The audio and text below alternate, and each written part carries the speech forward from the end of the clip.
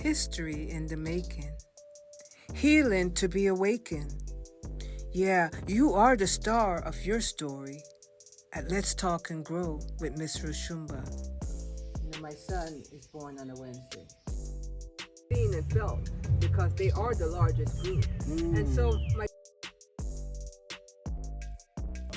got your back. No, we're not perfect. So now you know it's time to grow at Let's Talk and Grow with Miss Roshumba. Let the healing begin. greetings and welcome back to part 3, the final part of Let's Talk and Grow with Miss Roshumba. And our topic today is, if you didn't earn it, then you shouldn't want it. If you didn't earn it, then you shouldn't want it. But if you want it, then you must go and earn it. Because you have the gift, time, life. That's a quote from Mr. Odom, by the way, at least the first 2 parts of it. Yes, that quote there, tell me a little, can you say that quote yourself? Yeah, if I didn't earn it, I don't want it, see, because I know about that. See, I was taught that, you know, if you give me something, then next thing you say, well, I owe you, see. I never bought from anybody because of that. You go, man, I remember when I gave you this and gave you that. Anything that I've ever done for anybody that knows me, I give. But Yes. the worst thing you can do is thinking that that person is weak because I'm giving you from my heart, see. Everything that I've gotten in life, you know, job, career, military, I earned it, see. And anybody know that. And that's from hard work now. I got up for many nights studying, trying to better my condition. See? And it's all true. Everything that you hear from Joe Odom, it's all true. And anybody that knows me, they can't say nothing wrong about Joe Odom. Right. Thank you for that. Yeah. Thank you for that. So that's the topic of the show. Yeah. And we cover so many different areas, but I want to make sure that you know that is the main topic, and it's the quote. Yes. From Mr. Joe Odom. Yeah. So Mr. Odom, as we wind down on our conversation at Let's Talk and Grow with Miss Roshumba, you are the star. Okay. You see, because having survived and lived in a system that has not always had your back. Yeah. And a matter of fact, it's put obstacles in our way on purpose, you know, but yet one thing that is important for me to highlight about you is the fact that you've done what majority of well, not just majority, but African Americans, something that may not be known to the audience out there. The African American men that has fought in every war since the conception of this country. Yep. And it has, and with that should be major honor. And because service to one's country is and always has been a way to show honor and patriotism. You came from a generation that felt the need to serve this country. Even though your rights as a human and a man were still in question and not being respected.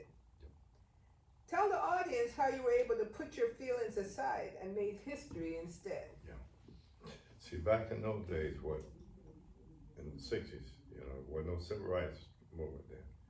I come out in 1961, and I had 2 choices. See, you either go, you know, to the Nation of Islam, or either go to the military.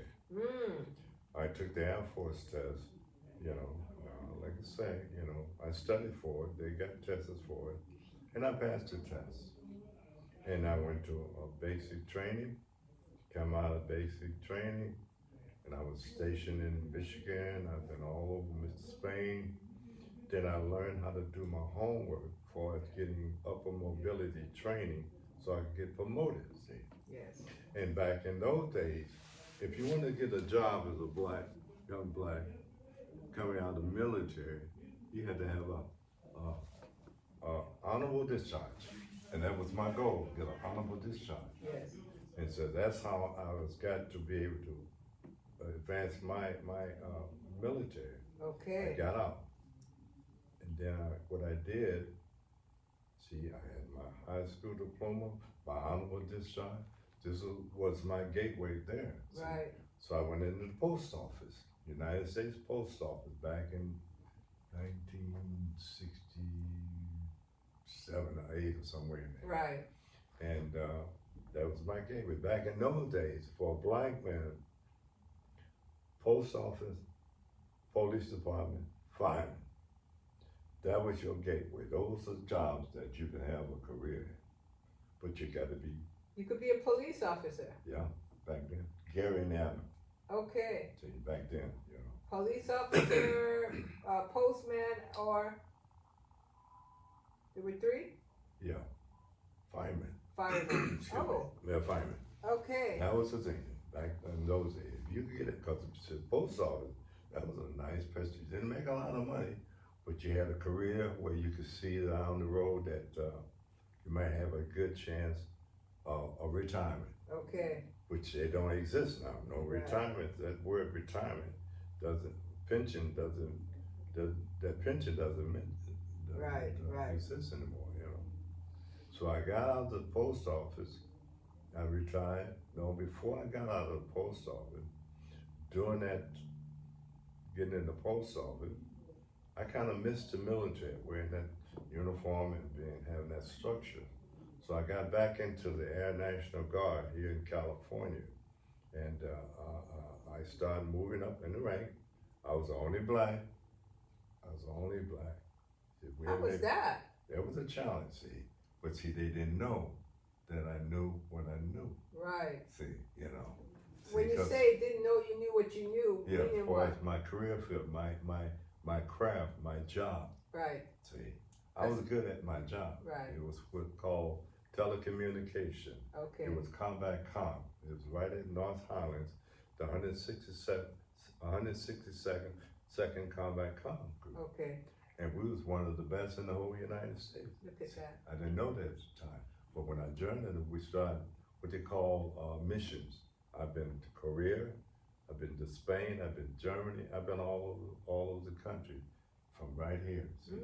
So you had spent 10 years before, was it? I did 5 years active, Okay. and I did 20-some years in the Air National Guard. see? Okay. Okay. So altogether, I did 30 years. 30 years. Yeah, right here in Sacramento. Wow. And what I did as time went on, they at Washington D.C., they at the headquarters there, they started to put careers where blacks could get promoted to senior chief master sergeant. So I was one of the first African Americans to make chief master sergeant in the California Air National Guard. See, that's in the history books, right inside. So that's the first. Yeah. First African American or Yeah. first in that position as well? I'm the first black to make chief master sergeant Chief in the master. California National Guard. Whoa. Now that's because see the National Guard you do one weekend out of a month. Yes. See, and that's how they go. But then you had some back then. excuse me. You had maybe 1 or 2 blacks that was full time. Mm-hmm. You know, that was a full-time job. Yes. But I was reserve, Okay. and I achieved that goal. Wow. And that's probably the first and only time they'll let that happen. Oh, wow. Because see, again, I knew how to be at the right Yes. place Yes. at the right At time. the right time. And that's important. That's another thing. You got to know how to get to the right place at the right time. That goes for if you're trying to get a state job. You Right. get a state job, you got to get your foot in the door. Yes. Yes. You got to put up the effort. Yeah.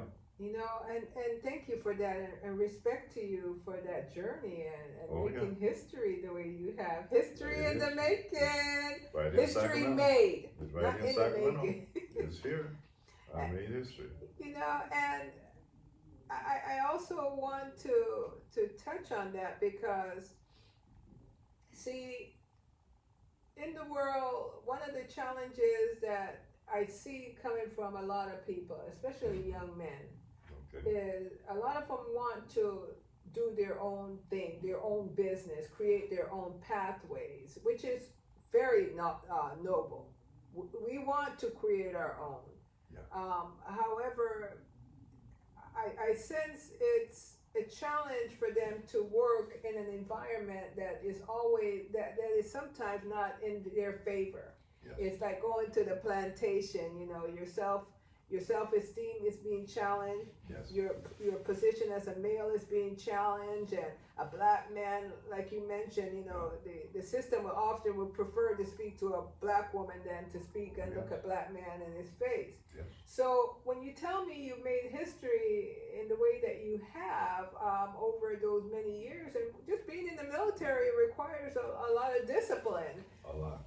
So during those formative years of that and the challenges that were coming your way, you mentioned to me that you had some certain things that you would do to kind of get you through, you know, maybe the years when your mom was still alive, and what did you do to be able to deal with a system that you're rising? They can't stop your rising, but they sure could make it uncomfortable. What are some of the things that you did, sir? Now that was something. When in my 20s, before I made 30.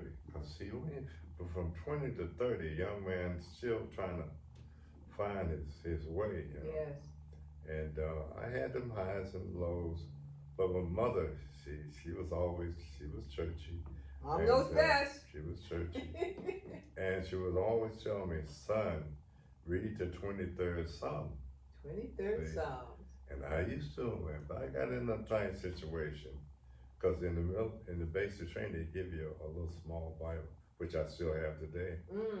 And I would read that 23rd Psalm, and somehow or another, it would get me, you know, through the day, you know, for us keeping you staying focused. Yes. Staying focused. See? And faith. Yeah, faith. Yeah. Faith in the higher power, no matter what name you call that higher power. And I'm one still. I'm an old man, but I still believe in prayer. Yes. And I have, you know, a few years ago, probably, whenever there's a need, I would pray one-on-one. Yes.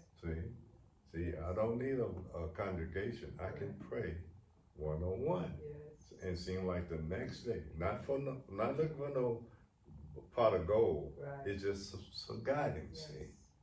See, sometimes you have to get a higher power to help you with your guidance. You know. And that doesn't make you weak, but it helps you pave your way through this. You either go left or you go right. See, you know, there's no shortcuts. Not shortcuts. See. And we will listen to the outside guidance, like, you know, he listened to his mom, you know, his stepfather and other people along the way, but then, you know, in the bottom line, in those moments, it's only God. Oh, yes. It's only God. You know, I have prayed, you know, and I believe in prayer. Yes. I do believe in prayer. Of course. I don't play with it. When I get down on my knees, it's a serious business with me, one-on-one. That's right. And it seems like things kind of like they come together. You hear what he said? Hey, when it's serious, I know exactly what to do. Yeah. Yes. I'm not ashamed. Oh. I'm not ashamed. I can say it. Prayer works. Yes. But don't abuse it. Don't abuse it. And you got to be careful with man. I don't follow man. That's right. See, I'm my own man. See, but when I need some guidance and something's not right, yes, I talk to him. Yes. It seems like they come together. Look at that. Look at that. Yeah. So you see, history in the making. Yeah. Again, you've gotten some really, really wonderful jewels. You know, and you know, I'm not going to spend as much time in part 3 as we did in part 1 and 2, because we built it up so you could know that sometimes when we're moving through this world, that we're passing people that are extremely wise.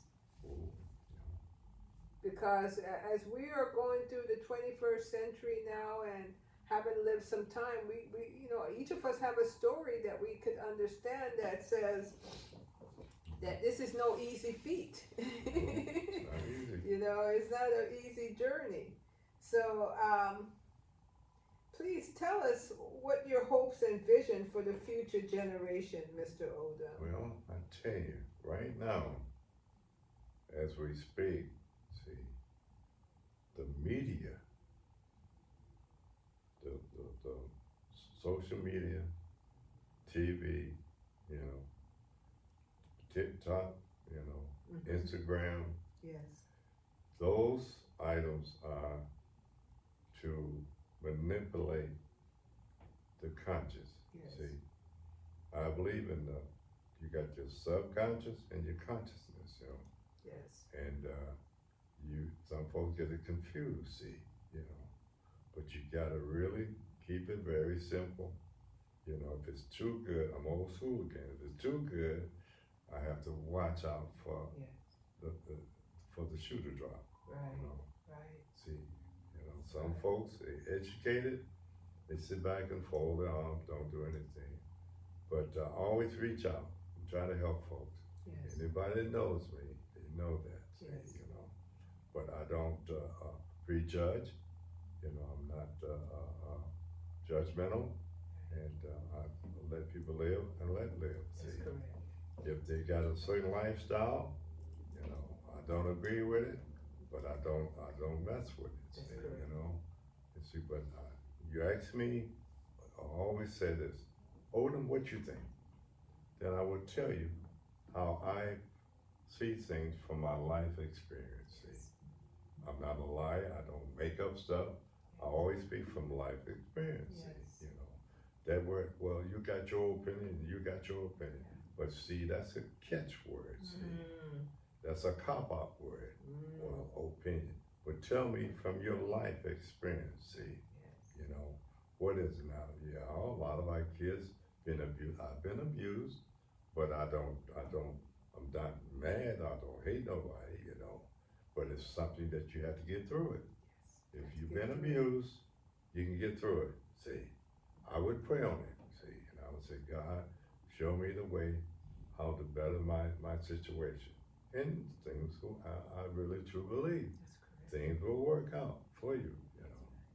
But that media it's designed to mess your mind, especially if your family is not structured, it's not solid. Yeah, you're gonna have some problems. See, but you gotta find someone that you can trust. You can't talk to anybody and everybody. See, because misery loves company. That's an old school saying. Yes. But you got to find somebody that you can really talk to. See, and strangers, sometimes a stranger will, I would call it a guardian angel, will show up out of nowhere. See, it's still the old school stuff, but a guardian angel's right there, trying to show you the way. But you gotta listen. See, you gotta listen. You have two-way communication. See, some people they talk and talk. Everybody talking at the same time, and nobody's saying nothing positive. See, nobody's saying nothing positive. But you gotta listen. See, sit down and trust somebody. Trust somebody. Have faith in yourself. You can do it. I've done it. I'm just a regular kind of guy. Very humble. Yeah, but it can be done. I'm a witness. It can be done. See. Yes. So, folks, first of all, I must thank you for sharing your time. No, I thank you. Your precious time, your wisdom. And, I just want to thank you so much, thank sir. You. I appreciate this. Yes. And hopefully that it will help, and it will, because see, it's from the heart, see, and you can tell, your gut, old school gut feeling will let you know. Gut feeling. It will let you know. That's right. See? If it don't feel right, it ain't right. It ain't right. Back away. That's correct. And if you didn't earn it. If you didn't earn it, you don't want it. I can't be bought. Everything that I've got from here to Chief Master Sergeant retired, Chief Master Sergeant Odom, I earned it. History has been made today, folks. Yeah. History has been made at Let's Talk and Grow with Miss Roshumba. Thank you, Miss Roshumba. Thank you too, Mr. Odom. Thank you very much. And folks, you know what to do. I enjoyed it. Thumbs up, leave a message. Yeah. And think about it. And think about it. Think about it. And your quiet, that's another thing. Quiet time is good time. Yes. And as we go into the spring of the 2024 year, you know, we've been really wanting to see the sunshine, and it's happening now. Yeah. You know, longer days, shorter nights, more energies floating around outside. Yes. So you have to show up with your authentic self. Show up with your heart. Yeah. Find time to be peaceful. Put down that technology. Yes. Look that brother and sister in the eye. Yeah. And remember that we are that gift. And we That's right. came here perfectly equipped to handle anything. Yeah. But let love be the guidance. Love is powerful. That's the power. Yeah. So we thank you. Thank you for watching. Thank you. And thank you again, Mr. Thank you, Odom. Miss Much Roshumba. respect to Thank you. Thank you. Thank you. Appreciate it. Enjoy this. Yeah. Thank you. And we'll see you on the other side. Thank you. All right. Bless. Bless. So now you know it's time to grow at Let's Talk and Grow with Miss Roshumba. Let the healing begin.